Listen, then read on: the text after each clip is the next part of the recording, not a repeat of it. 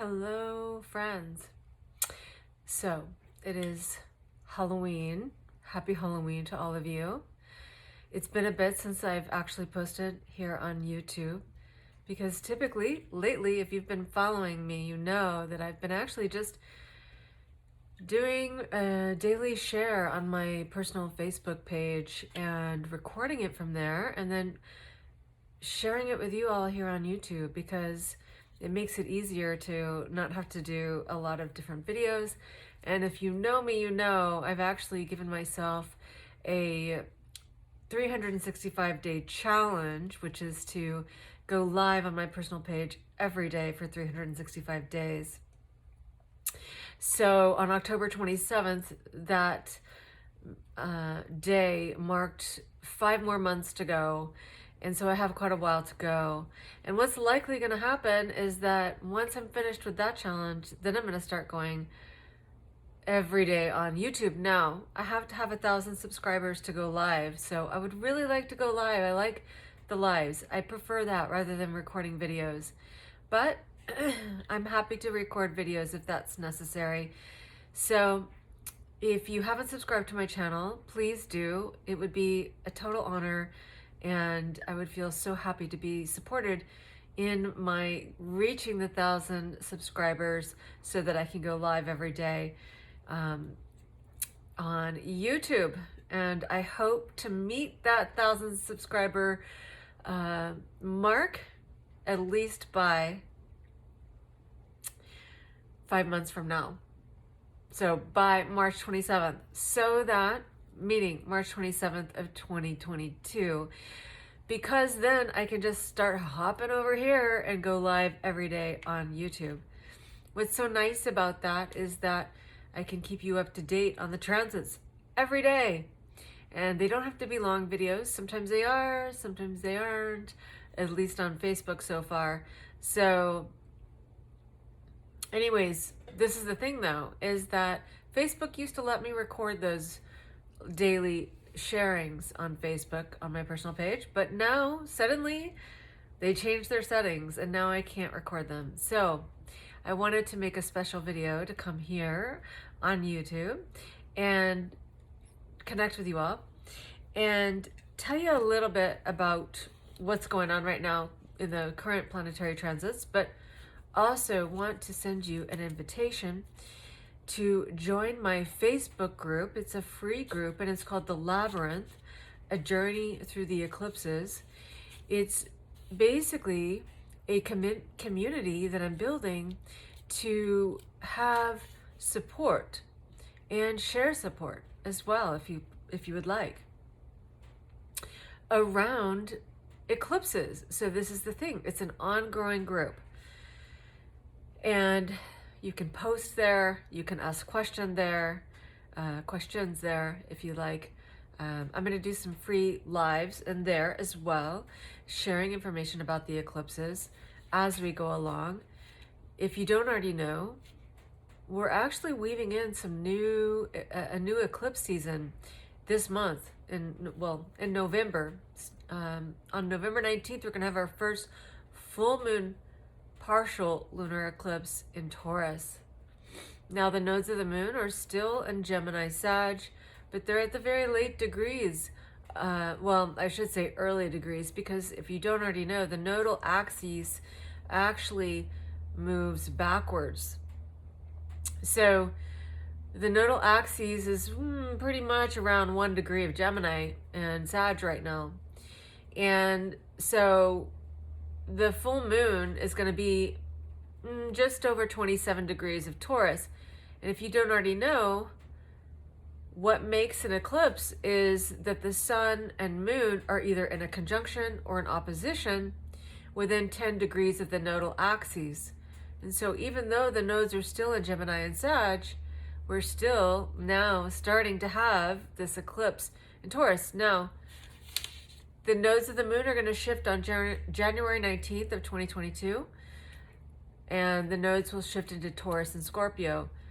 So on the new moon eclipse on December 4th, it's going to be a new moon in Sagittarius, That's the last of the eclipses for this Sagittarius and Gemini axis of consciousness. And if you've been following, if you've been noticing in your own life, the last 18 months has really been about this axis of consciousness. There's been a collective focus as well as an individual focus on Gemini Sag. And really what this axis represents is truth versus lies. What is true? What is a lie? What is true for me personally? What would become a lie if I continue to live in this way, right? And to be in alignment with our own personal truth, we've had to make some shifts. We've had to let go of some things that may have been true at some point in our life, but now are not currently true for us. And so as we've been shedding those things that are not current in regards to our own personal truth and living our own personal truth, we've been, exploring other truths, right? We've been shedding what isn't true and actually exploring what is becoming true for us personally, and potentially, expanding out on our truth as well, or meaning that we're expanding our awareness in regards to what is actually true in the world. So, as the nodes shifted to Taurus and Scorpio on January 19th of 2022, the collective focus as well as individual focus is then going to be on principles of Taurus and Scorpio. And this is really going to be about our values and our power. It's going to be really looking at what do we value? Are we embodying our values? Therefore, embodying our power. What is it that we're shedding that actually has disempowered us or would disempower us in the future if we held on to it? What would be toxic to hold on to, right? What is not in alignment with our values, our current values? And, how can we align with our personal empowerment? And we know that our personal empowerment and true empowerment actually is truly empowering others as well. As long as we're in alignment with our personal values, no matter how different they are from others, we know we're in the right time, right place, right people, right? We are actually in a place that is going to be embodying our empowerment and then resonating with those that would be empowering towards us, right? So this group that I have started on Facebook is, I started it as a public group and realized that I decided it's going to be private, but you can always ask to join. And the reason I put it as private is because I want people to be able to feel like they're in a safe container to share their experiences, share their feelings, and share what's, on their heart in regards to the eclipses, no matter what eclipse season we're in, because as I said, it's going to be an ongoing group. And, of course, the focus for this next 18 months is going to be about the Taurus-Scorpio axes. But as soon as the nodes of the moon move into then Aries and Libra, then it's going to be a focus there. So you can see how it'll just be ongoing. And if you don't know astrology, it's a great way to begin to understand the different archetypal energies that are correlated with the signs, right? So for the next 18 months, we're probably, it's going to be a big focus on Taurus and Scorpio. And if you don't know what Taurus and Scorpio is about in your own consciousness or in the sky, just archetypally, this is a great group to find out. So I'm inviting you to join if you haven't already joined. And again, you can find me at the Labyrinth, a journey through the eclipses. You can find me personally at Alisé. Alisé, that's my personal page. I do lives there every day. You're welcome to follow me or friend request me. And I also have a Facebook astrology page. It's Alisé Persian, Astrology and Healing Arts. So I wanted to talk about what's happening right now, which Mars just ingressed or entered Scorpio. And it's Halloween. How perfect is that? Mars is the ancient ruler or guide to Scorpio consciousness. Mars acts on behalf of Pluto. Pluto is co-ruler or co-guide to Scorpio consciousness. Pluto is the unconscious. Pluto is the feminine aspect of Scorpio. Mars is the conscious desires of the soul. So what happens with this Mars-Pluto as co-rulership to Scorpio is that in the unconscious mind, Pluto, we have our soul desires. And Mars acts on behalf of Pluto. Mars, the masculine, acts on behalf of Pluto, the feminine, to make conscious what has been unconscious. And this is our desires. It's our direct link to our desires. Mars moving into Scorpio is really going to be this instinct to meet our desires, to really psychologically probe into our own soul, into our own psyche, which is beautiful, right? And, you know, I really feel that Mars moving into Scorpio is pretty poignant right now because we're coming into a full moon eclipse in Taurus. And I feel like it's kind of like this, a little bit of a prompt for us to recognize our own Scorpio energy, our own Scorpio consciousness, because it's going to be in great focus for the next 18 months starting in January. And because we're having this first eclipse in Taurus, it's pretty much like giving us the impetus to get on board with our next trajectory of collective focus and our own personal individual focus in regards to our own individual Taurus Scorpio axes. Where is this happening in your chart?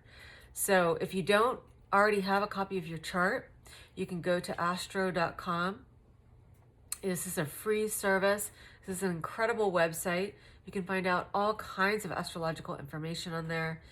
You can create a free account, and then you can plug in 100 free charts, friends, family, you know, however you want to use it, and it'll save those charts for you in your account. So check it out if you need to find out where Taurus and Scorpio is happening in your consciousness. And when I say where, it means what houses are they happening in.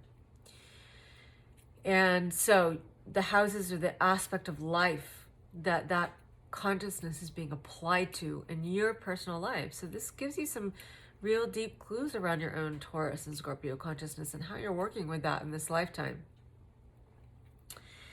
So if you don't know what the houses mean, like I said, join my group and ask those questions, because I'm happy to help shed some light on that for you.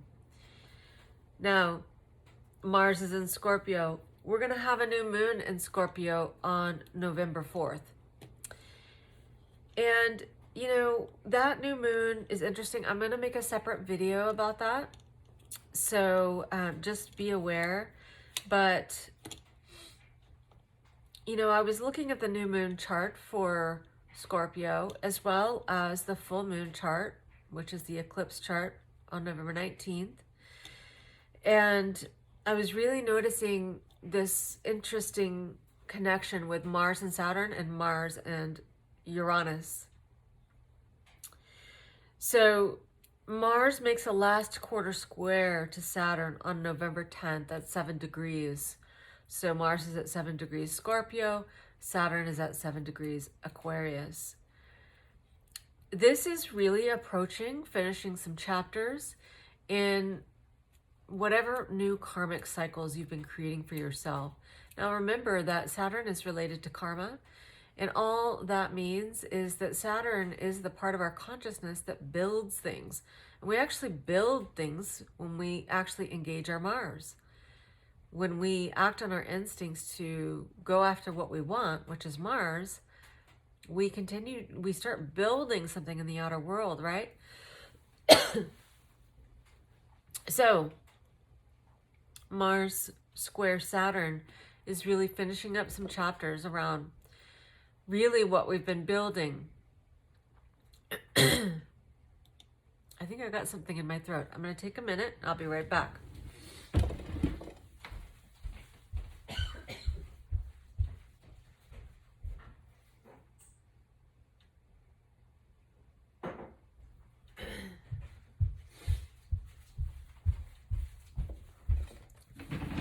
Okay. I had to have a little glass of water because there was like, maybe it was dust or something got in my throat. So Mars square, last quarter square to Saturn. So, you likely know, if you've been following me or if you've been following the astrological cycles, that Saturn and Uranus, Saturn in Aquarius, Uranus in Taurus, has been in a ongoing last quarter square for this last year, all of 2021. And Saturn is going to make an exact last quarter square to Uranus in December. And that's going to be the last square. And this has really just been about this bridge. So there's been this bridge in 2021 around what was and what is becoming, right? And Mars, of course, has been acting on behalf of Saturn, right? So of what we've wanting to build. So Mars, in this last quarter square to Saturn, is really, approaching these last chapters of the past and what we've been building for the future, right? And then what happens is then on November 20th, Mars opposes Uranus at 12 degrees. Mars will be in Scorpio. Uranus is in Taurus. So this is going to be like, it's a good date to notice. I mean, this is the day after the full moon eclipse. So it's pretty much part of this full moon eclipse. So this is very much about an awakening in regards to up-leveling our own values, up-leveling our own self-value, up-leveling our self-love, and, where we need to make adjustments, where we need to actually really act on behalf of our own identity and who we're becoming in order to go in the direction that we're choosing and desiring to go towards in the future and in this newest becoming, right? So, interesting the way that this all pans out with Mars, Saturn, and Mars, Uranus, as well as the full moon eclipse in Taurus. So just be aware that, I think we're going to be finding that we are really becoming aware of what we're leaving behind and what we need to do to continue to leave behind what is no longer current in regards to our own values and our own self-love, as well as acting on behalf of our own evolutionary path into our newest becoming. And so I hope this is helpful for you. And I hope that if you feel inclined, that you do join the Labyrinth, a journey through the eclipses. I would love to see you there. I would love to have you join. If you ask to join, as I said, it's been a public group, but it's been set to go private here the next couple days. So if you find that you need to request to join, and then it'll prompt you with some questions. And those questions are really meant to actually tailor this group for how people would like to be supported. So the questions will be really, about what you would like to know about eclipses, and how would you like to be supported in this group. So please do answer those questions, and